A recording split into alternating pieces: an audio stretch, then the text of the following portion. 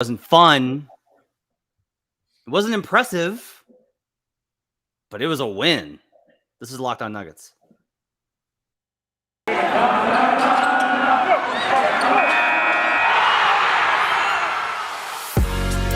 You are Locked On Nuggets, your daily Denver Nuggets podcast. Part of the Locked On Podcast Network, your team every day.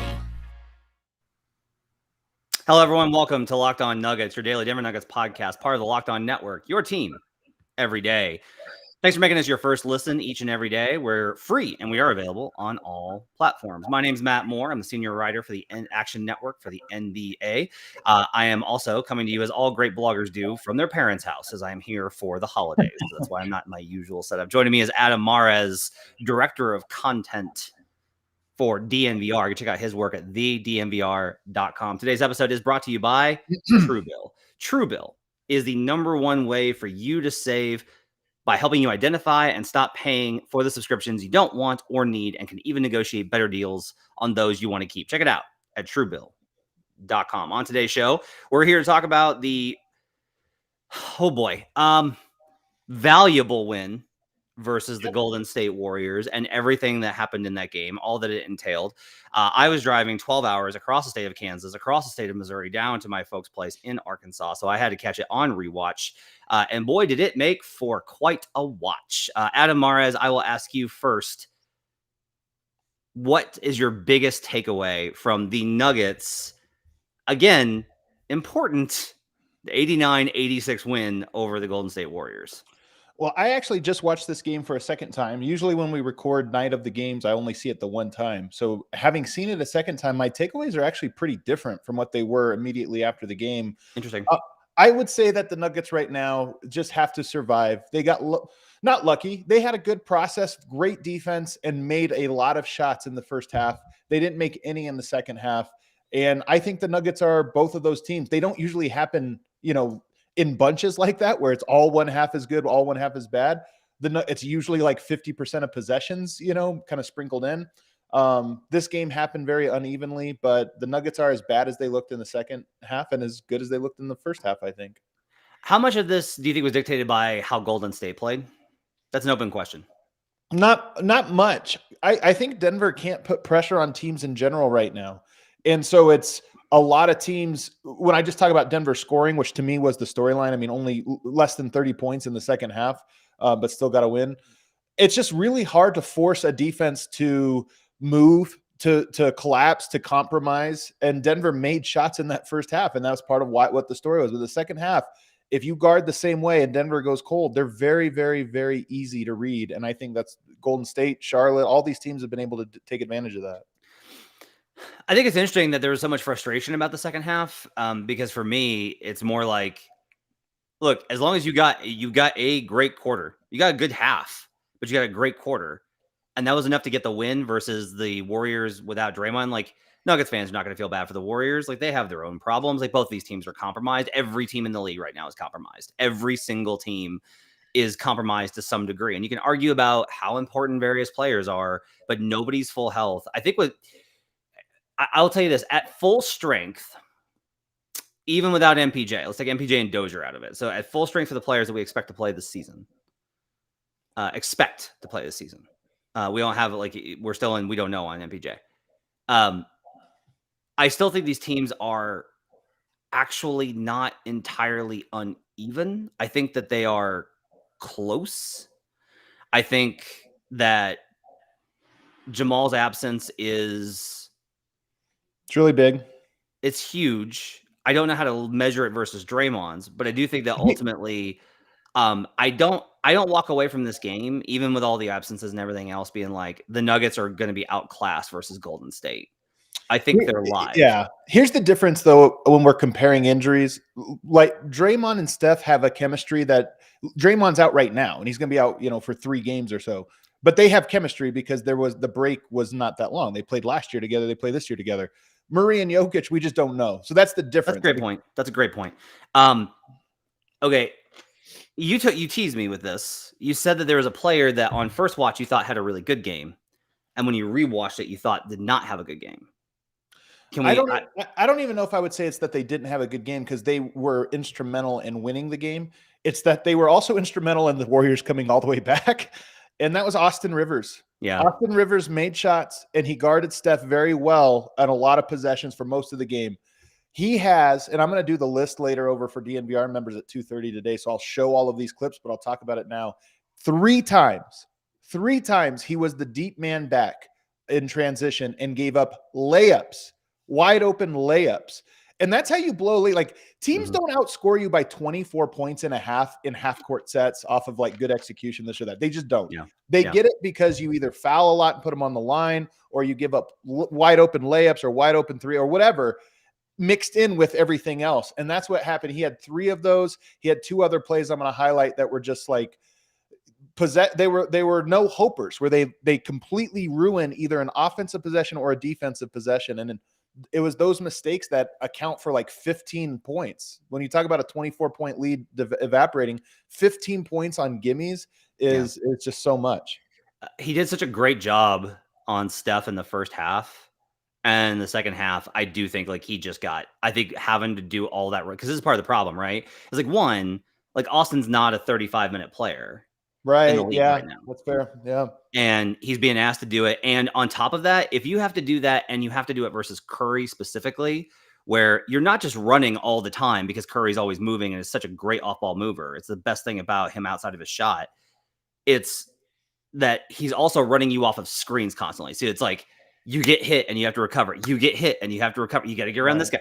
I mean, it is exhausting watching him possession by possession. But at the same time, if you lose, like, this is the assignment. And if you lose Steph for a little bit, like, to me, when I saw that, I made a note of just like, boy, that's where you feel Aaron Gordon's absence is, because they could have just been like, hey, Austin needs a breather. Let's put Aaron on Steph and just have him tail for a little while. Just like 3 possessions so that Austin's not having to run all the time. Right. Or even just switch a little bit more. They were pretty reluctant, and I understand why.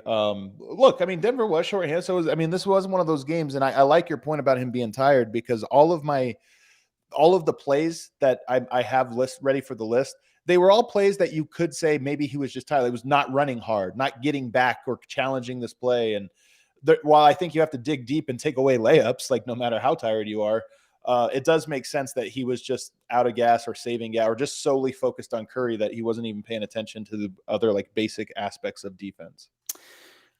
So, look, the second half was miserable. I want to ask you this before we go to break. Did you feel like their process was worse in the second half offensively? Part of this is their process in the first half I didn't think was great. They made a lot of shots. They had a good process, but they hit like, say, 3 or 4 threes that you just didn't count on in that first half. That's 12 points. So if you're up 24, you hit 12 points off of just not lucky threes, but you ran hot on those specific shots. It makes a huge difference. In the second half, I will say Jokic got extremely frustrated. Yeah. I think he did a few things to make a point. And like Jokic, man, it's one thing to make a point when you're up 6 or 10 or whatever, or comfortable or this or that. And like, hey, I'm going to throw a pass to where a guy should have been, or I'm going to do this or that to make a point. It's another thing when you're hemorrhaging a 24-point lead and there's 2 minutes left in the game and you do something that's like, see? Like, it's like, hey, man, not the right time to make a point to Austin Rivers to be in the wrong spot by throwing the ball out of bounds, which is what I think happened. He took a 3-pointer in this game that was a 100% FU to Austin Rivers for passing up a shot. Unnecessary times for teaching lessons is the theme of the week. That's the that's the theme. I want to take a break, and I want to come back. That is the theme. You're right. I want to come back with my MVP of the game, and we can talk about his performance, as well as we'll get a little bit more into Joker, because I did see some stuff with Joker that I think was interesting to talk about from a number of perspectives. We'll do that when we come back on Locked On Nuggets. But first, I want to tell you about TrueBill. You know why free trials renew without your consent? So you get hit with all these like free trials. Just check out anytime. Just go through your bank account and be like, count how many of those you get hit with. It's a business scam to get you. Don't let greedy corporations pocket your money. Download TrueBill and take control of your subscriptions. TrueBill is the new app that helps you identify and stop paying for subscriptions you don't need, want, or you simply forgot about. On average, people save up to $720 a year with TrueBill. Because companies make subscriptions hard to cancel, TrueBill makes it incredibly simple. Just link your accounts and TrueBill will cancel your unwanted subscriptions in just one tap. And your TrueBill concierge is there when you need them to cancel unwanted subscriptions so you don't have to. TrueBill has got over 2 million users and helped save them over $100 million. Don't fall for subscription scams. Start canceling today at TrueBill.com/LockedOnNBA. Go right now, TrueBill.com/LockedOnNBA. It could save you thousands a year. TrueBill.com/LockedOnNBA. We'll be right back on Locked On Nuggets. Back here on Locked On Nuggets, thanks for making us your first listen each and every day. We are free and we are available on all platforms. I want to tell you about Locked On Now. Check out Locked On Now podcast, nightly recaps of every NBA game with analysis from our local experts. Listen to Locked On Now on Apple Podcasts, Spotify, or watch it on the Locked On NBA YouTube channel. So I have a surprising twist for you. This is really funny to me that I was like, "Ooh, I have a take for Adam and he'll be surprised by this." And then you were like, "Oh, I am surprised by this because I didn't think he was that good." It's really fascinating. My MVP for this game, look, Jokic is the MVP every single night, but above expectation MVP maybe is a better way to say it, was Facu Campazzo.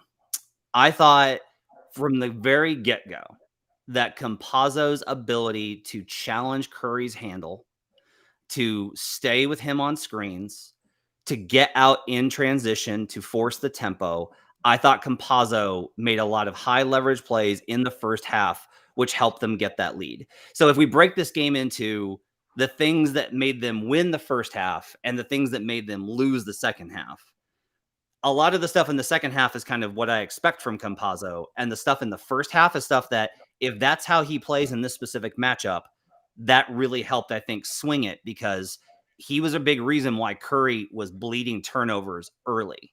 And he was a big reason why they were able to get the Warriors out of rotation and into different things.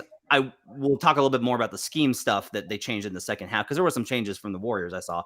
But in general, I thought Campazzo was a big reason why they got the lead, even if he was just as complicit as anybody in giving it up. I didn't really notice it a ton, this game relative to most games. This game was interesting because the Nuggets and I've always said Steph and Jokic are very similar. I know it's crazy to say because their skill sets are so different, right? But in that they're great team players. And when you change the dynamic, in this case, taking out Draymond Green for the Warriors, Steph has to. It's a lot harder for the things that he is so good at to be so impactful.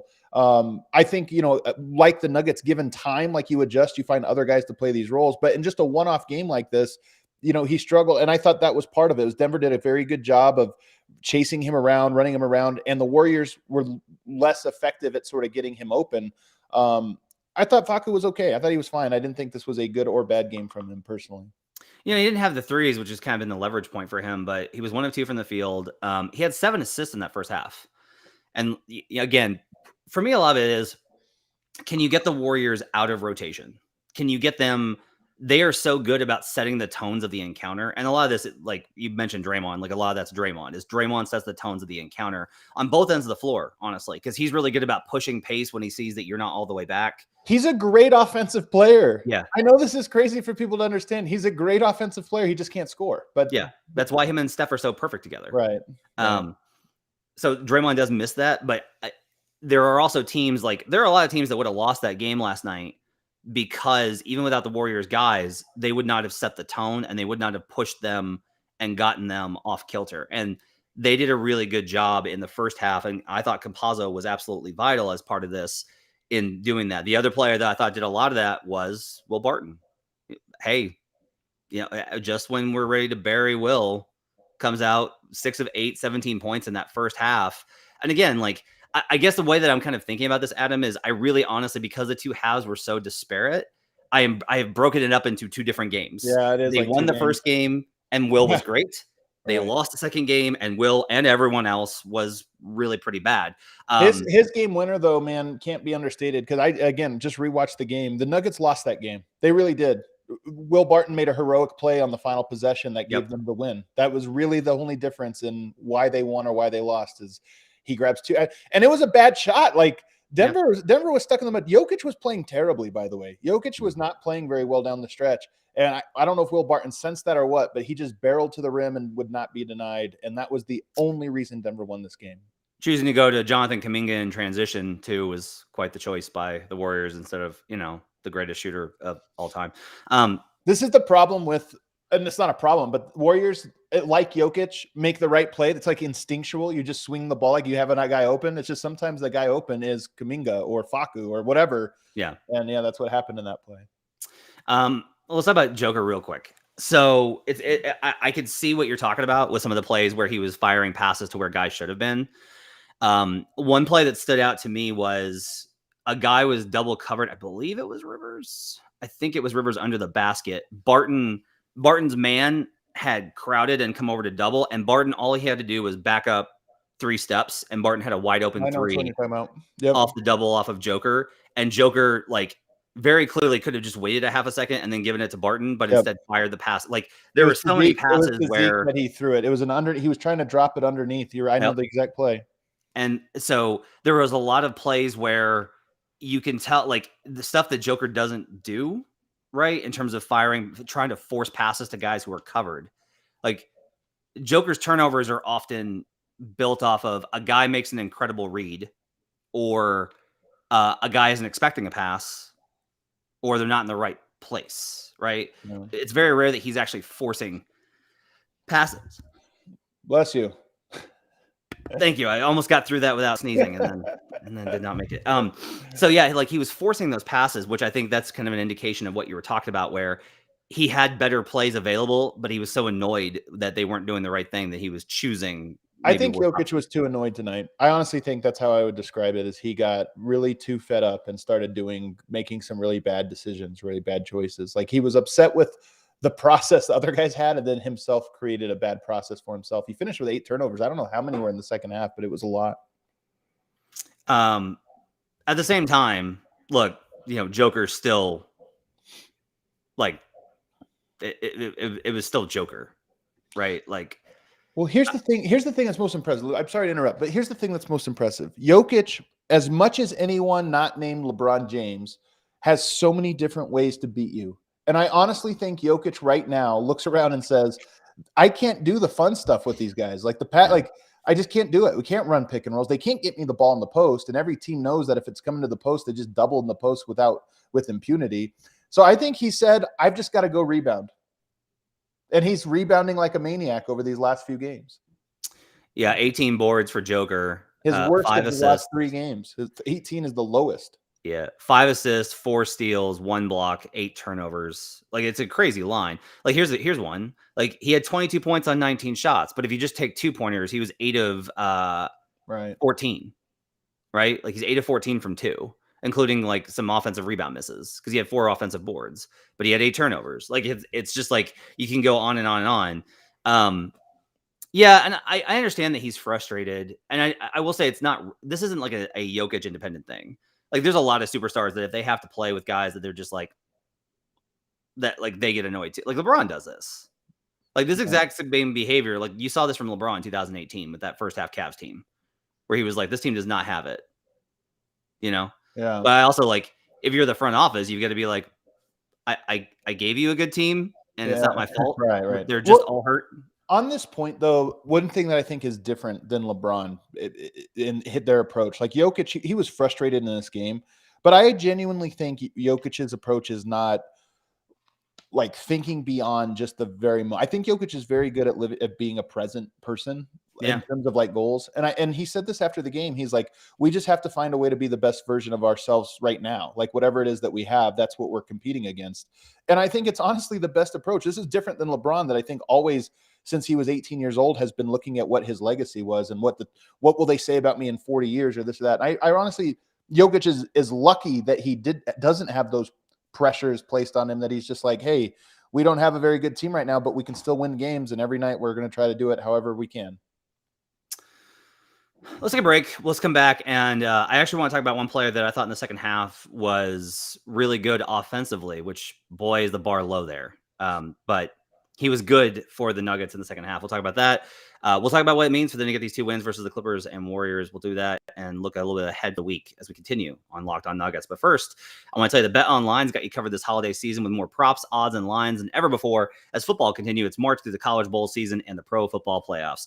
Adam, had myself a little bit of a prop that was I took the Rams to win the division and the Cardinals to get second, and the Cardinals to get first and the Rams to get second at very, very, very big numbers. And they have locked that up. I am very. Oh, you got it. I got it. The Niners cannot catch them. So because of tiebreaker. So cha-ching. I'm in a sweat with I said I wasn't going to talk about the one team, but I'm in a sweat. You literally have talked about them every show since they said this. But I am able to talk about the fact that I have the under on the local Denver team. And that Thanks for those 5-star reviews, everybody. Complete lie, as I knew it would be. Hey, I was told I can't talk about the one team, not about the other one. I can talk about the other one. I should be able to discuss the local team being bad, just as long as I talk about the not local team being good. Head to the website or use your mobile device to sign up today and receive your 50% welcome bonus on your first deposit. Just use promo code LOCKEDON to receive your bonus. From basketball, football, NHL, boxing, and UFC, right to your favorite Vegas casino games, don't wait to take advantage of all the amazing offers available for the 2021 season. BetOnline is the fastest and easiest way to bet all your favorite sports, so don't wait to take advantage of all the new amazing offers available. BetOnline, where the game starts. We'll be right back on Locked On. Back here on Locked On Nuggets. Thanks for making us part of your day and your first listen each and every day. Make your second listen Locked On Bets with your boy Q and handicapping expert Lee Sterling. You get locks of the day, wrong team favorite, all sorts of stuff. Check it out. Locked On Bets, wherever you get podcasts. Couple more notes here from this game as the Nuggets get the win over the Warriors for the second straight. One, I feel like we just have to mention it. Yes, Nikola Jokic got fouled a lot in the second half. 2-minute report just came out, and I put a clip on there that I thought was the most egregious one. That was like a frustrating one, but whatever, it happens. I mean, I understand it a little bit. You know me, Matt. I've complained about the way the perimeter is officiated for so long, and part of this is because it is in direct contrast to how the interior is officiated. It's like completely different. And I don't get it when you talk about finesse players, which most bigs aren't. Most bigs are just trying to like go up strong, go up big. Jokic is always trying to create space and go up. But if you foul a guy like that's no different than if you foul a guy at the free throw line shooting a jumper. It affects the touch of it. But nonetheless, it is a thing. It's like, guys, it's not going to change. It'll never change. So you just got to live with it. Can we real quick mention Bones, though? I was just about to go there. Sweet. So he was the guy that I singled out in the second half as, look, you look at the stat line, okay? In the second half of this miserable game, Bones Highland went 0 of 4. He had a point in the second half, 2 assists. I will say I really like the way that he actually attacked in terms of getting into the paint, getting tough stuff. He was good in the first half as well at this. Like, I thought Bones Highland had a really sneaky good game considering how bad the shooting line is. I kind of did too. And what's funny is I thought he had a bad game on first watch. And when he was the guy, it wasn't quite as stark with Austin Rivers where I thought he was good, then I thought he had really bad ones. I thought he was bad. I thought Bones was bad when I watched the first time, and the second time I was like, okay, he was okay. Like there were some real bad mistakes that he made, but there were some good moments. I'll say I think he's starting to come along. I know it's weird because what was he, 3 of 11 in this game? He didn't shoot well. I have a feeling he's going to start shooting well here over the next 10 games. I think his next 10 games, his shooting numbers will pick up a little bit. And I like, here's the last thing I'll say about it. I'm very curious to see a lineup that features him, Barton, and Davon Reed. And the reason is Davon Reed, 7-foot wingspan, 6'7" or 6'9" wingspan for Bones, long wingspan for Will Barton.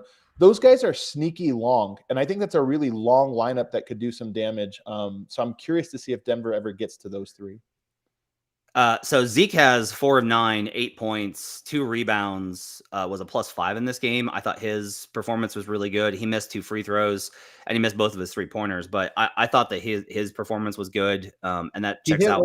He hit 1 3 with his toe on the line, so it was. I know it only counts as 2, but at least you could like look at that and say, okay, it's because his shot has not been there lately. So at least it's that also should have been a 3-point play. So yeah, I think he might have gotten fouled on that one as well. And with Zeke in particular, his best skill is defense. I honestly think like his shot it's been a little bit cold lately. But I honestly think his defense is very impressive. And I think he projects to be a very good. Here's the problem with it. When you're a big and you have good defense, it's so rare. The difference is Zeke isn't necessarily a big. He's just a big guy, but he doesn't use that to his advantage in a way that if that's the real advantage is when your big can move, but also punish undersized guys. Right now, Zeke can't quite do that. And that'll be the thing I'm watching for now over the rest of this season. You know who I thought was really kind of good yesterday? JaMychal Green. Yeah. 6 boards, 3 of 4, had that big dunk. Rolling to the rim every time, and they found him on some of those drop-offs. 2 interesting things from this game. One, I will say I don't necessarily think that this was like the difference in the first half and the second half. Let me restate that. I explicitly do not think this was the difference in the first half and the second half. The Warriors did, however, in the first half, for whatever reason, they were playing drop coverage in pick and roll. And I think that they it's interesting because they know this, but if you're Kevon Looney, like you can't let Jokic roll. If they do that, if they don't switch it, he's going to get a floater, an assist, or a post-up spin move bucket like every single time. They played him a lot tighter in the second half. Even when he was dropping higher and staying a lot more up into him. The Nuggets also in the same, by the way. There was a lot of possessions where on the perimeter, when Steph was running transition pick and roll, like Jokic was dropping. And every time my head just like exploded where I'm like, what do you do? And I get it's like the regular season. And that's the difference here is like, it's just like the regular season. And it's in the course of it.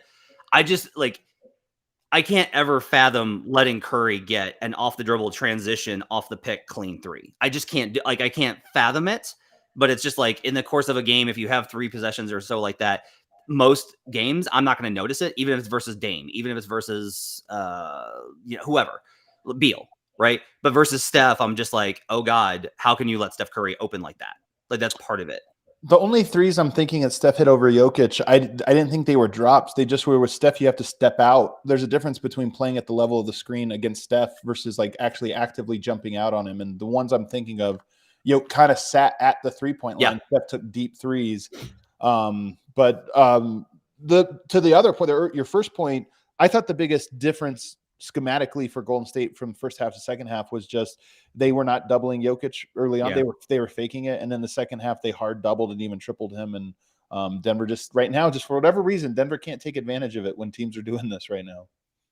I really liked, by the way, Jeff Green's off-ball defense. He was helpful in creating a lot of the turnovers that the Warriors had. He was disruptive on some of those. Okay, so they get these 2 wins versus the Clippers and the Warriors, and you could tell that like this is very, very instructive, right? Like where Malone, however he responds in various losses or whatever, like most I think the fan base was kind of like, ugh, that did not feel as good as I wanted it to last night. Versus I think Malone was pretty happy with it because he's just like, I don't care who's out. I don't care how we played in the second half. Like we got to win versus the Warriors. Yeah. And Malone's that's right. I said this the other night, like there aren't good or bad losses. There's only wins. And especially here's the thing with this one. The reason why this one actually is kind of good is because what you've done is you've turned a low percentage opportunity, which is any game versus the Warriors when you're this shorthanded, and you've turned it into a win. So even if they're shorthanded too, like the Nuggets were 7-point dogs in that game. Right. Yep. Without Draymond and Poole, they were 7-point dogs. And they got a win on the road. And knock on wood, as we have not gotten an injury update, no one's head fell off. So that's like a plus anytime that you go to Golden Center one. So true. And look, the other one I would kind of point to, Denver has not been great versus the West this season. They're only 10-9 versus the Western Conference. You need these conference wins. They're going to matter down the stretch for a number of reasons. It helps with catching teams. It helps with tiebreakers. It helps with a lot of them. They've got to improve versus the Western Conference teams as good as some of these teams are. And I think that getting in this gets them over 500. So that's a positive win. This is like, it may have taken other teams being out, but look, the Nuggets, everyone that's played the Nuggets when they've been shorthanded have gotten the good bounce of the schedule. Like it's only fair to say like, hey, the Nuggets are getting it done.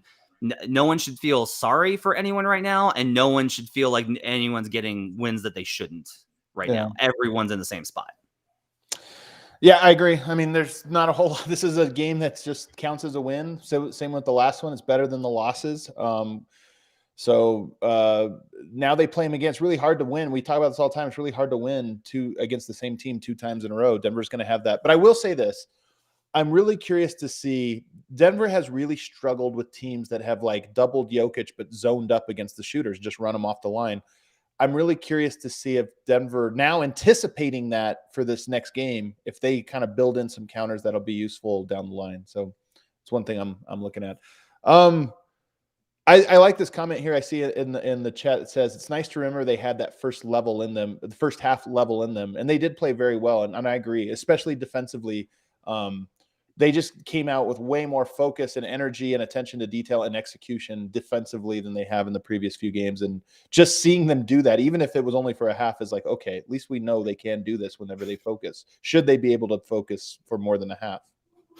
Yeah, this team can be good. That's definitely a thing. It's just hard for them to be good. That's kind of the way I think of it. It's very difficult for them to be really good. Make sure that you subscribe to our YouTube channel. That's the best way for you to support the show. Like and subscribe to the YouTube channel. We appreciate everybody that's done so. We got 60 people watching with us right now. So this is the most we've had. It's just going to keep growing, and it allows the more we build up an audience, just like we do with the DNVR show. The more we build up the audience, the more we can do different things, interactive with you. I think on Friday of this week, New Year's Eve, we're going to be doing a mailbag Q&A. So that'll be one that you're going to want to be subscribed for, because we'll take your question. If you're in the chat, we'll be able to answer your questions live there on the air. So it should be fun. That's going to wrap it up for Locked On Nuggets. Thanks for joining us. Thanks for making us part of your week. Have yourselves a great holiday week. Hope you guys are enjoying the end of the year. Adam and I'll be back tomorrow with another episode. Thanks for joining us. We'll see you guys again next time.